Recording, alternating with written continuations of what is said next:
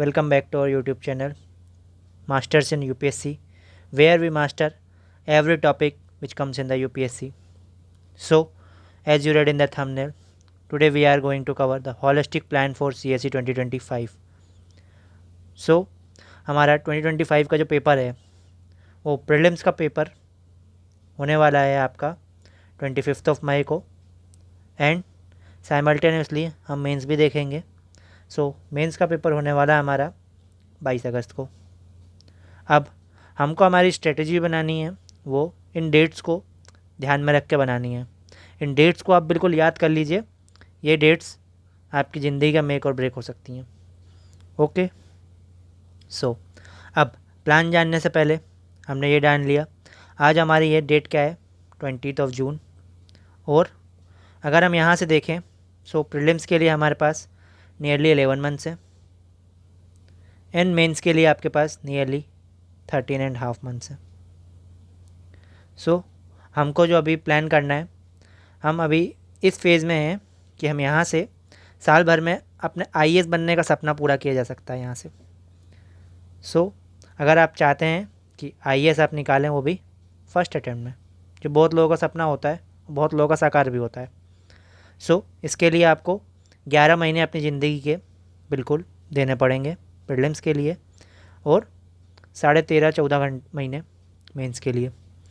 अब हम यहाँ से प्लान पे बात करते हैं. अब प्लान के लिए सबसे पहली बात, अब जो है हमारा सिलेबस आप लोगों को पता होगा.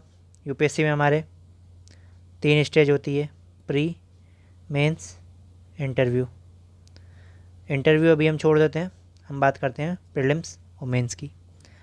प्रीलिम्स का जो है यूपीएससी ने कुछ इतना खास सिलेबस दिया नहीं, उसने कुछ लाइनें लिखी हैं, लेकिन मेंस के लिए उसने अपने को पूरा एक detail syllabus GS1, GS2, GS3, GS4, optional and ऐसे सबके लिए एक बढ़िया सा प्रिस्क्राइब्ड सिलेबस दिया हुआ है. और इन सिलेबस का डिकोड हम किसी आने वाली नेक्स्ट वीडियो में करेंगे, सिलेबस और उसके सोर्सेस. अभी हम लोग एक डिटेल्ड प्लान पे बात करते हैं.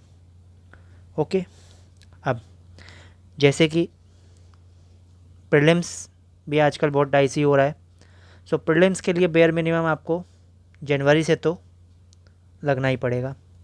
सो जनवरी टू मई आपका क्लियर प्रीलिम्स में चला जाएगा.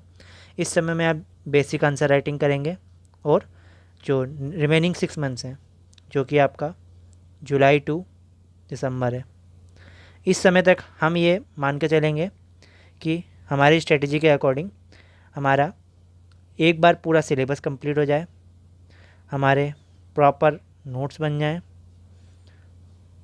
हम सारे PYQ एक बार लिख चुके हों, हमारा ऑप्शनल का सिलेबस, नोट्स, और एटलीस्ट एक बार तो PYQ कंप्लीट हो जाए. अब ऑप्शनल की strategy optional to optional vary करती है. सो वो आपको ऑप्शनल के टीचर्स या जो कलीग्स हैं वो बताएंगे. हम अभी GS की स्ट्रेटजी डिस्कस करते हैं, और ऑप्शनल आप daily on an average basis पे आप पढ़ेंगे, क्योंकि ऑप्शनल भी आपको दिसंबर के पहले ख़त्म करना है. अब हम बात करते हैं GS पे. जैसे हम आते हैं GS1 पे, तो GS1 में मेनली हमारे 3 सब्जेक्ट होते हैं, history, geography and social justice, society. 3 subject होते हैं GS1 में हमारे. अब GS1 में हैं हमारे पास, तो इनके लिए आप मोटा मोटा 1 से 1.5 महीना, 1 to 1.5 मंथ्स आप इसको देंगे. और दिन में 2 सब्जेक्ट लेके, क्योंकि हर किसी के साथ पॉसिबल नहीं होता है कि वो दिन में सिर्फ अगर हिस्ट्री पढ़ रहा है दिन भर हिस्ट्री पढ़ेगा, दिन भर ज्योग्राफी पढ़ रहा है. सो आप दिन में अपने स्लॉट्स बांट लीजिए. जैसे मान लो सपोज़ 3 स्लॉट बांट रहे हैं, तो 3 स्लॉट आप कैसे करेंगे, एक स्लॉट में आपने हिस्ट्री पढ़ ली, एक में आपने ऑप्शनल पढ़ लिया, और एक में आपने ज्योग्राफी उठा ली लेट सपोज़. साथ में आपको डेली न्यूज़पेपर तो पढ़ना ही है, डेली आपको करंट अफेयर्स का जो मंथली मैगजीन का रिवीजन है वो करना ही है. ये सब चीज़ तो ऑप्शनल है, लेकिन आप इतना करेंगे. सो 1 to 1.5 मंथ्स आप GS1 कंप्लीट करेंगे। फिर आती है आपकी बारी GS2 की। GS2 में हमारे पास क्या होता है? GS2 में हमारे पास होता है पॉलिटी एंड गवर्नेंस। नेक्स्ट होता है आपके पास IR। नेक्स्ट होता है आपके पास सोशल जस्टिस।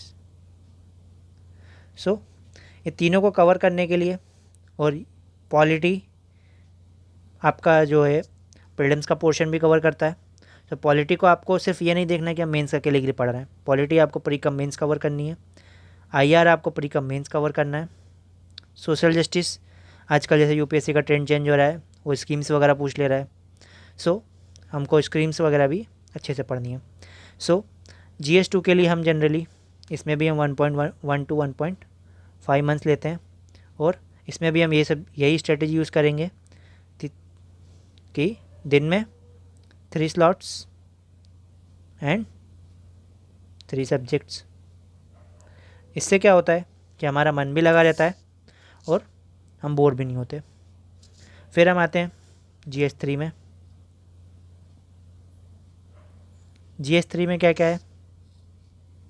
GS3 में बहुत सारे सब्जेक्ट हैं, eco, science tech, environment, disaster management, DM, internal security,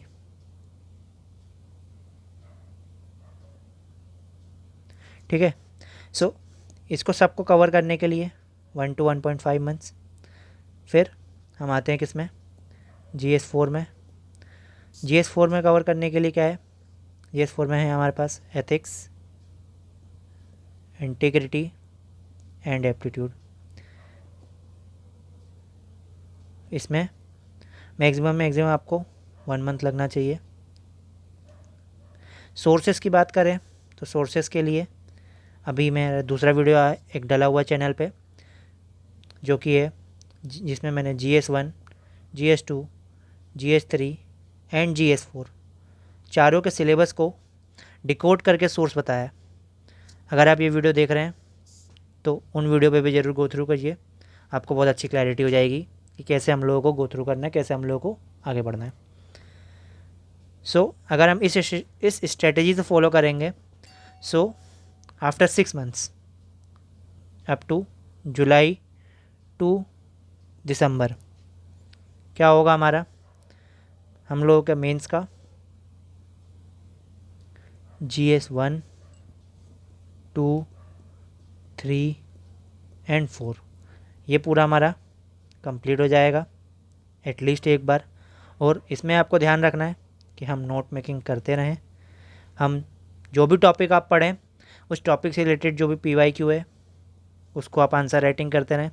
किसी अच्छे मेंटोर या जो भी आपका सीनियर है या आपके टीचर्स हैं उनसे इवेल्युएट करवा के बढ़िया फीडबैक लेते रहें और उसको अपने आंसर्स में मर्ज करते रहें। फिर ये चीज़ आपका हो गया। साथ में आप ऑप्शनल आपका साइड बाय साइड चलता रहेगा एक स्लॉट में। सो दिसंबर तक आपको दिसंबर तक अपने आपको ऑप्शनल फिनिश करना है। और ये तो आप करेंगे GS1, 2, 3, 4 का पोर्शन आपने कर लिया डेली। संडे को आप ऐसे को प्रिपेयर करेंगे, या हो सके स्टार्टिंग के 1 मंथ में 2 वीक में एक ऐसे लिखें, और बाद में जो लास्ट 2-4 वीक्स हैं उसमें हर संडे एक ऐसे लिखें, क्योंकि ऐसे भी आपके लिए मेजर रोल प्ले करता है। 250 मार्क्स का ऐसे होता है और स्कोरिंग होता है। ऐसे में आप आराम से 130 स्कोर कर पाते हैं।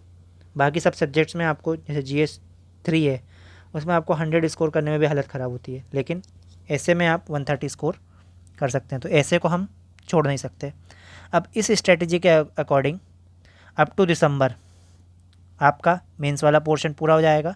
फिर हम आते हैं जनवरी टू मई। इसमें हमारा प्रीलिम्स का देखना है, प्रीलिम्स के सारे सब्जेक्ट्स प्लस CSET को भी देखना है। अगर आप साइंस बैकग्राउंड से नहीं हैं और आपको CSET में डर लगता है तो आप नवंबर दिसंबर में आप CSET चालू कर सकते हैं। उसके लिए मैं सोर्स रिकॉर्डेशन का एक वीडियो में भी अपने चैनल पर डाल दूँगा, जिससे आप लोगों को बहुत हेल्प मिलेगी।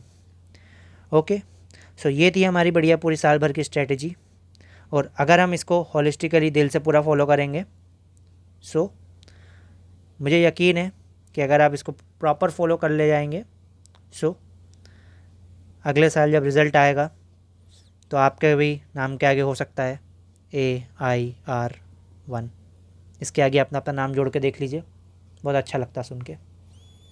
यही आपके जीवन में मोटिवेशन का काम करेगा, और ऑल द बेस्ट।